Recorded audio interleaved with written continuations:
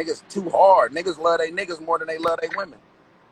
Dog, you feel me though? Well, you know what? Love is always in the heart. It's not in the words. And a lot of times, they try to say it, talk about it, but we the ones like to be about it. For That's real. why you gotta match the hate with love. If you're a loving individual, you gotta continue to put love out there. If I matched all of the hate that came my direction, I wouldn't be able to love people. So I try to match the hate with the love. That's real as hell. You spit some real shit, dog. That's why I wanted to jump on and, confirm what you were saying. You know what I'm saying? Confirmation. It's just some real shit. Like, man, we come from love, man. So like you say, I can't match the hate. The hate is different. That love, man, be real, man. You feel me? I want to talk to you though on some real shit since I got you on here and tell you that new album is dope as fuck.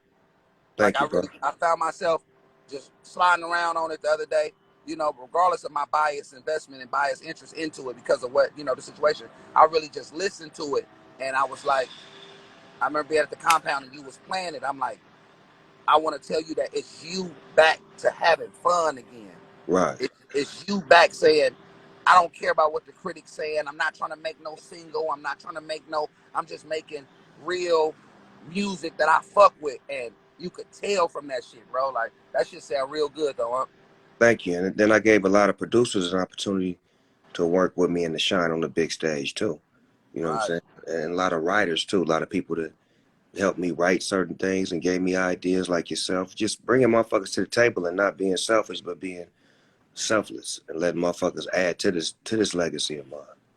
So at this point in your career and in your life, when you first came in the game to now, being selfless, as you said, is it more comfortable with knowing what Snoop Dogg can do and now giving people an opportunity to write records and things like that? Because it's always kind of it's to me it's more so like you don't have nothing else to prove in music.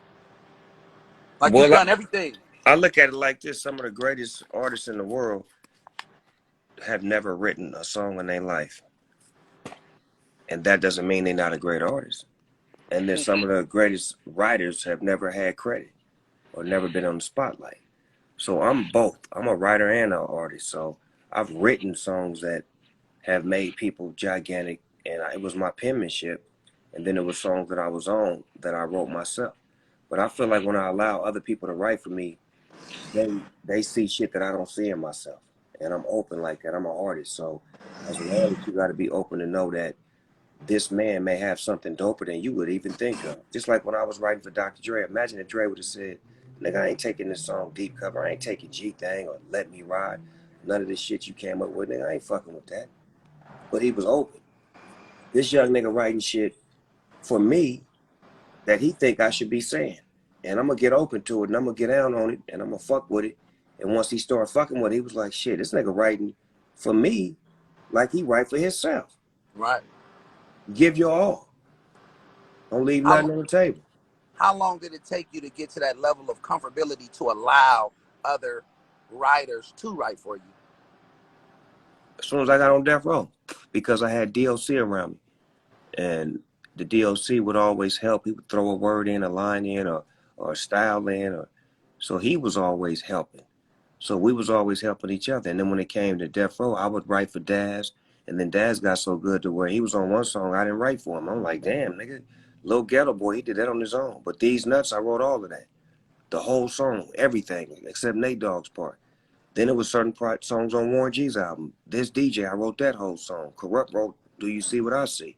So it was like our penmanship, we was about helping whoever the fuck was coming out to have the dopest song. I don't And like a y'all dream. was young niggas too. I don't like a dream about getting paid. It's my song that was on my demo tape that didn't make my Doggy Style album, but I gave it to the Dog Pound and it made their album. History that niggas didn't even know. That's classic shit, man. Yeah, That's classic. teamwork. Teamwork make a dream work. If you gonna call yourself a team, you got to be able to pass the ball. I Mm. never had a problem with a nigga scoring 50 points. I ain't got to score 1 point. As long as I can get a couple assists, some rebound. I'm an assist kind of nigga. I'm a guard. So I'd rather pass the ball than shoot to a nigga that shoot better than me. But I better have a better nigga on the team than me that shoot better than me. Cause I know if I'm passing it, at least I got a good percentage of him making it. And he gonna go just because I'm unselfish. I'm like Magic. That's why I say Magic, my number one nigga in basketball, because he was the best nigga at making everybody better, and he This nigga always gave that rock up. AC Greens and Kurt Rambuses, he Come on, make them man. niggas. No For name. real. He get no names. That's the reason why we know them niggas. Thank you. That's Magic, nigga. He was doing this dude, nigga. He was the one that was distributing that rock and coming down looking sweet. And that's me. That's me in the rap game, nigga. I distribute the rock. My homie Ricky on here, man. He one of the truest Clipper fans that I know, man. And he's been a Clipper fan for My several my years. my condolences, Ricky. Sorry for your death. What do you feel, since we're going to segue into that sports real quick, man? I ain't trying to turn this into an interview, but it's always, your opinion is always, listened to and admired by several individuals in basketball right now, with LeBron being out and the Lakers trying to figure out how can they, you know, get back to championship quality as last year due to the injuries and things of that nature. What do you see? Do you see a repeat, honestly, or what do you feel like coming out of the West, what's going to happen? When we fully loaded, ain't nobody beating us in 7 games. And I say the same thing about the Warriors. When y'all fully loaded, ain't nobody beating y'all in 7 games. All these other makeshift teams and all that, they don't understand the dynamics of the get down when it's time to get down. Like last year, the Clippers got tested, and I think they're gonna be stronger this year, trying to like close the deal by going to get Rondo and putting another few pieces on the table. But we are the Lakers, man. We are the motherfucking Lakers, and when we got the chip, we got the chip. You got to come through us to get it. I don't care if we're a 6 seed, 7 seed, 7 games, ain't nothing happening. The addition of Rondo is big though for the Clippers. That's why I said Yeah, it. that addition for Rondo is big. Nigga, I said Everybody, it because I'm in it. can the Knicks knock anybody off? Yes, they can. In the East is weak. Right. The East is weak. Up top, you got three strong teams in the East: the Nets, the Sixers, and probably the Heat.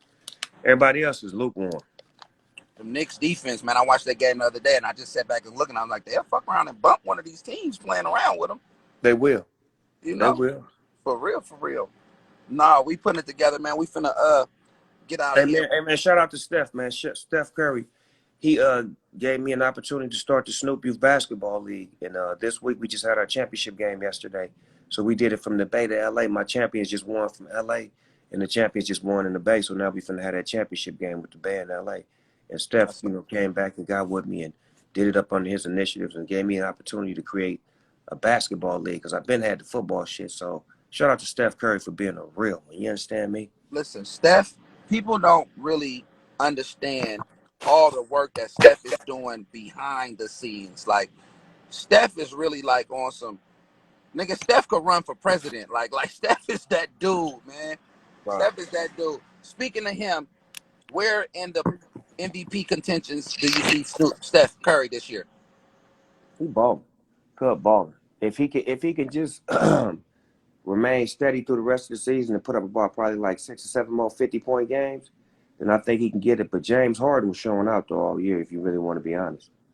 Yeah. That motherfucker was showing out. He went to Brooklyn and showed out. Like he turned into a different motherfucker. Do you think they'll give it to Embiid just to see the resurfacing of the big man in the NBA? No, because he didn't step away like Giannis stepped away when he was the big man MVP. You knew Cuz was like, nigga, ain't nobody better than Cuz right now in the regular Right. season.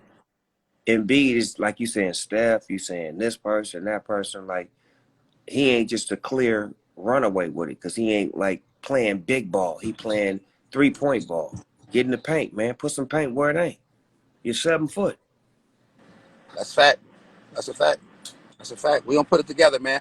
Hopefully this summer, man, we get a chance to do some more charity stuff, man. Come out, man, do some part of the, the basketball stuff. We'd love to see Snoop come out to the Bay, man, and come playing some of the stuff that we got going. I'll call you and put it going from there. But I love you, Unc. I appreciate all the opportunities and everything that you show, not only for myself, but for the other people that's out there around the world, man. You are motivation. And I can tell you all the time, on camera and off camera, I love you and I thank you, man, for the motivation. And hey, man, just keep doing that shit, man. Keep representing, man. The Black Elvis, man. You that nigga, dog. That's a real shit, cuz. Appreciate you, sir. My nigga. Fast. Stanley, my nigga. Love you, cuz. Stanley. What? Love my Uncle, man. Uncle Snoop Dogg, man. Uh, it's just a chance, to chop it up with your people, man. Y'all, you know what I'm saying? That's what about. That's what this shit is all about, man. Showing love. Like, dude, it's crazy because I grew up with a poster of Snoop Dogg in my room. You know what I'm saying? I grew up with a poster of Snoop and Pac in my room, and he was on my dream board. And he was always on my dream board, and I would always say that one day I'm gonna work with him. One day I'm gonna be able to, do some songs with him, and to be able to say, "Damn, look at all these years later, I'm writing for Snoop Dogg. I got a relationship with him that's big bruh like type of relationship, man. That shit is amazing. Uh, Dreams do come true. Keep pushing them. I'm out. I'm checking in. Finna go into work real quick, man. Go fuck with Unc crazy ass. Hey, man, the airway, not the other way. See y'all another day.